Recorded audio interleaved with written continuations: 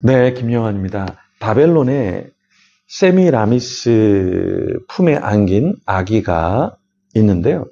이 아기는 누구냐면 담무스라는 인물입니다. 바벨론 시대의 사람들은 코골이, 귀걸이를 했었는데요.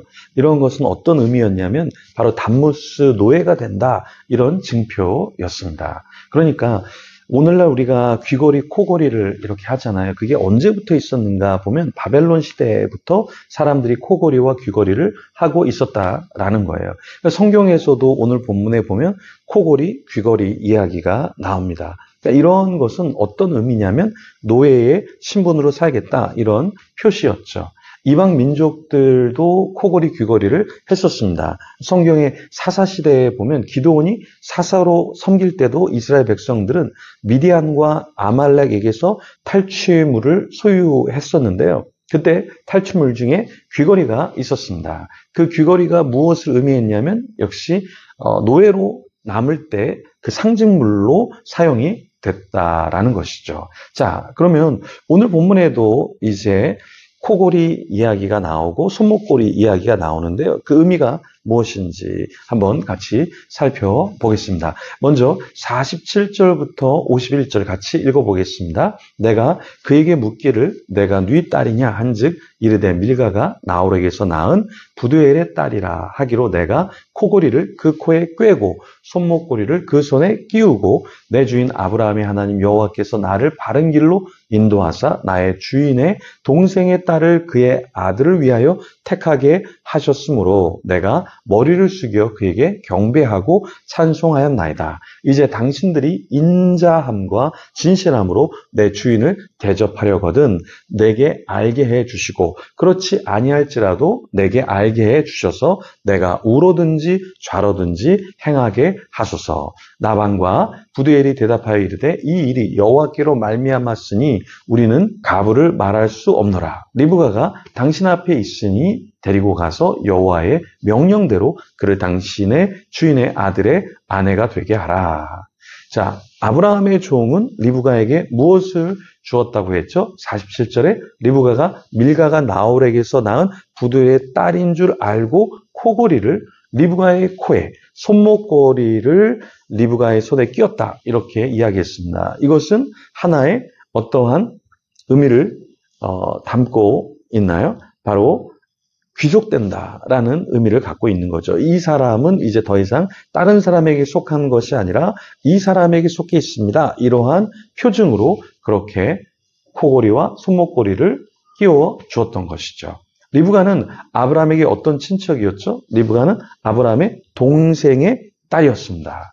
그래서 이 아브라함이 원한 대로 이방인과 결혼하기보다는 같은 종족, 같은 민족에게서 자신의 아들의 며느리를 삼고 싶은 그 마음이 이루어지게 되었던 거죠.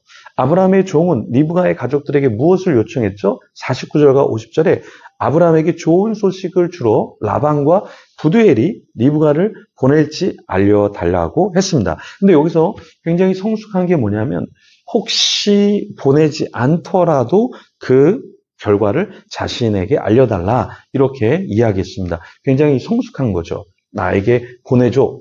보내주지 않으면 가만두지 않을 거야. 이게 아니라 혹시 당신의 의견에 이것이 합당하지 않다면 그렇게 하지 않아도 괜찮다. 그렇지만 그 당신의 어떠한 의도, 뜻을 나에게 알려달라, 이렇게 이야기했습니다. 굉장히 성숙한 말이죠.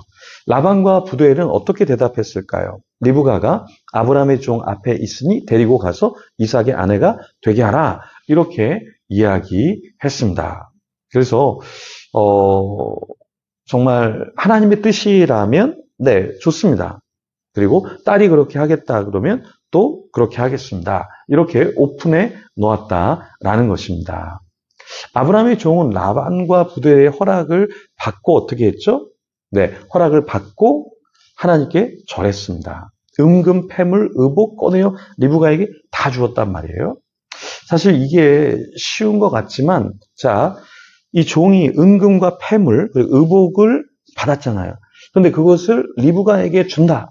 뭐 그럴 수 있지만 중간에 악한 마음을 품으면, 욕심을 품으면 은근 패물을 좀 숨겨놓고 의복을 조금 자기가 뭐 어떻게 주지 않아도 아무도 모르는 상황이잖아요. 그죠? 그런데 이 종은 굉장히 정직하게 하나님께 절하고 은근 패물, 의복을 꺼내서 리브가에게 주었습니다.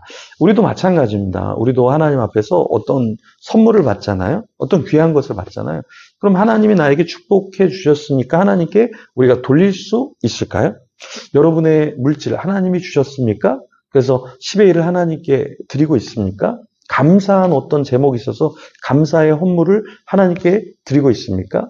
나를 하나님께서 책임져 주시기 때문에 나도 하나님의 일을 책임지려고 선교하고 전도하고 하나님을 섬기려고 애쓰고 있습니까? 혹시 우리가 중간에 무엇을 착취하고 있지는 않습니까?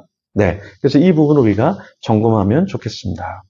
아브라함의 종과 동행자들은 무엇을 원했냐면 먹고 마시고 유숙하고 아침에 일어나 주인에게 돌아가기를 원했습니다. 그러니까 단지 먹고 마시고 쉬는 것에 초점을 맞춘 것이 아니라 자기가 보내어진 그 사명, 그 뜻을 완수하기를 원했다라는 것이죠. 리브가 가족들은 리브가를 불러 묻고 그 결정에 따르겠다 이렇게 말했죠. 굉장히 성숙한 모습입니다. 그래서 우리가 부모라 할지라도 나 자신에게 의사결정권이 다 있을지라도 하나님은 어떻게 생각하실까? 가족들은 어떻게 생각할까? 이것을 좀 체크하고 또 내가 생각하는 것을 너무 가족들에게 관철시키거나 너무 이렇게 큰 요구를 하는 것보다 정말 하나님의 뜻은 무엇인가? 그리고 가족의 일원의 한 명 한 명은 어떤 뜻을 따르면 좋을 것인가? 이것에 대한 좀 오픈되어 있는 것이 우리에게 필요하지 않을까요? 우리 동역자들에게도 이게 좋으니까 이거 반드시 해야 돼. 이렇게 해야 돼. 왜 안 하는 거야? 왜 이렇게 바보 같은 거야? 이런 것보다는 그 사람이 무엇을 원하는가? 그리고 어떤 결정을 하는가?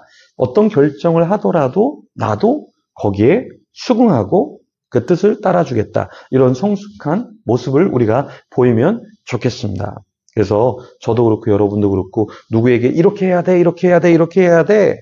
이것보다는 이런 것이 있는데 어떻게 생각하는지 그래서 기도하고 결정하면 좋겠습니다. 이렇게 좀 오픈해서 우리가 하나님 앞에 나도 그렇고 우리 주위 사람들도 좀 올려드리는 저와 여러분이 되기를 소망합니다. 오늘 하루 주일날 예배하면서 하나님이 나를 향한 뜻은 무엇인가? 우리 지체들을 향한 뜻은 무엇인가? 나의 가족을 향한 뜻은 무엇인가? 또한 체크하고 점검하고 그렇게 그 길을 갈 수 있도록 지지해주는 저와 여러분이 되기를 소망합니다. 우리 사랑하는 자들을 위해서 나 자신을 위해서 우리 기도하며 하나님 앞에 나아가겠습니다.